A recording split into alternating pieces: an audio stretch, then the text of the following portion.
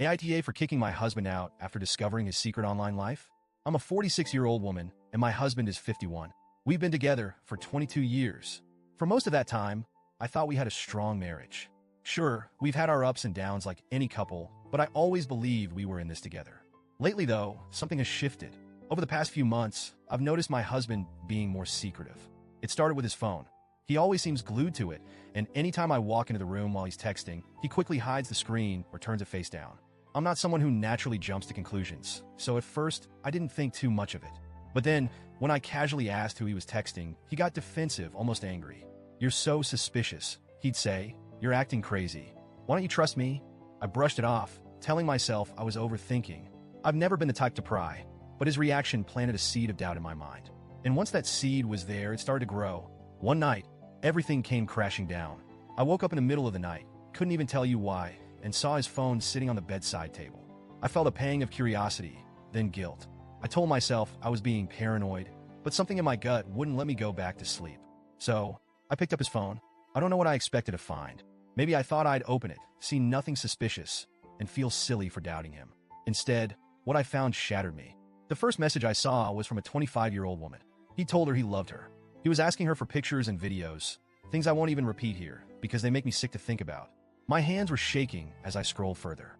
There were DMs to multiple women, some I recognized from his past, and others I'd never heard of. And the accounts he was using? I didn't even know they existed. He'd been hiding whole parts of his online life from me.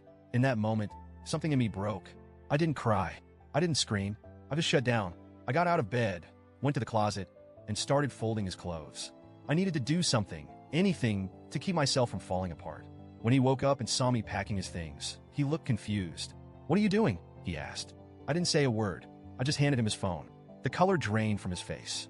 He knew. At first, he tried to explain. "It's just flirting," he said, his voice panicked. "You don't understand. It's harmless." But when I didn't respond, his tone changed. He started yelling at me, accusing me of being insecure and crazy.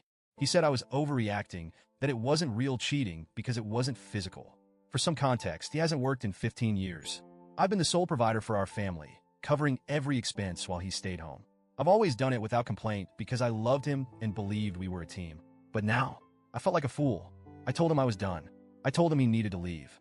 He started pleading with me, saying he had nowhere to go, no one else to turn to. I told him that wasn't my problem. He's a grown man, not my child. And then, just when I thought he couldn't hurt me more, he called me a fat crazy B*TCH for throwing away 22 years of marriage. That was the moment I knew I couldn't forgive him. I told him he could stay on the front porch until he figured out where to go. It's an enclosed space. Not as cold as outside, but not exactly comfortable either.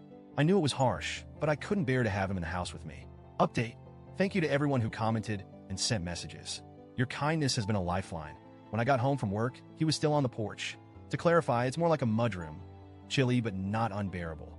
I let him in so he could eat, use the bathroom, and talk. He started apologizing again. He said he wouldn't do it anymore, that he didn't mean to hurt me. He begged me to think about our history together, to consider the good times. He said I was throwing away 22 years over something that wasn't physical. But this time, his words didn't sway me. I pulled up his messages again, the ones I'd read the night before, and began reading them out loud. I got about halfway through before I broke down crying. I couldn't help it. The betrayal felt so raw, so personal. I looked at him through my tears and said, You knew this was the one thing I could never forgive." His response? He called me a bitch and said he hated me. Hearing those words from him, after everything I've done for him, was like a dagger to my chest. But in a strange way, it also gave me clarity. I told him I'd posted our situation on Reddit and began reading some of your comments to him. I read the ones from married men who said they'd never treat their wives this way. I read the ones from women who've been in similar situations, who told me I'm not overreacting. And yes, I even read the funny ones calling him a splendid daddy. By the time I finished, I felt stronger. I told him he needs to figure out where he's going because I want him out by Friday. He tried to apologize again, but I'm done listening. I deserve better than this. I took his phone away, so at least he can't use it to contact anyone else while he's still here. And as painful as all of this is, I feel like I'm finally taking control of my life. I won't lie, I'm miserable. I've spent over 2 decades loving this man, building a life with him. And now it feels like I'm losing everything. But deep down, I know I'm making the right choice. Thank you to everyone who took the time to comment, message, or just read my story. You've helped me find the strength to stand my ground.